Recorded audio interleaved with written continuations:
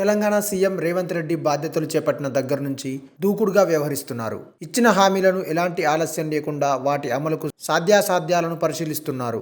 ఈ మేరకు సీఎం సచివాలయంలో ఆయా శాఖల ప్రతినిధులతో రేవంత్ రెడ్డితో పాటు మంత్రులంతా వరుస సమీక్షా సమావేశాలు నిర్వహిస్తున్నారు. ఈ క్రమంలోనే రేవంత్ రెడ్డి మరో కీలక నిర్ణయం తీసుకున్నారు. విద్యారంగంలో మార్పులకు శ్రీకారం చుట్టారు. విద్యార్థుల యొక్క పుస్తకాల బరువు, ధరలు తగ్గించడానికి కూడా తెలంగాణ ప్రభుత్వం రెడీ అయింది. పుస్తకం తయారీలో 90 GSM పేపర్కు బదులు 70 GSM పేపర్ను వాడాలని సర్కార్ భావిస్తుంది. దీని కారణంగా ముఖ్యంగా తల్లిదండ్రులకు అదనపు భారంతో పాటు తమ పిల్లల ఆరోగ్య విషయంలో ఆందోళన వ్యక్తం చేశారు.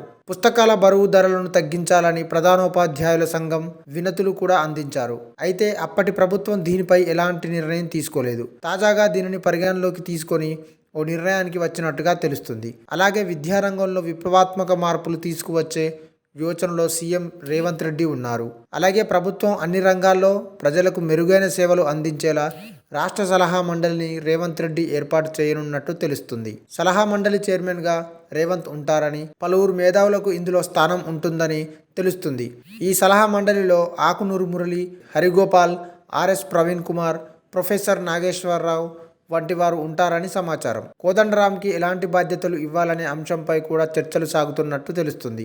రాష్ట్ర వ్యాప్తంగా గురుకులాలు, మండల స్థాయిలో ఏర్పాటు చేసే ఇంటర్నేషనల్ స్కూల్స్కి సంబంధించిన పర్యవేక్షణ సలహా మండలి సభ్యులు చూస్తారని తెలుస్తుంది. అలాగే ప్రభుత్వానికి అవసరమైన సూచనలు ఈ మండలి సభ్యులు చేయనున్నట్టుగా తెలుస్తుంది.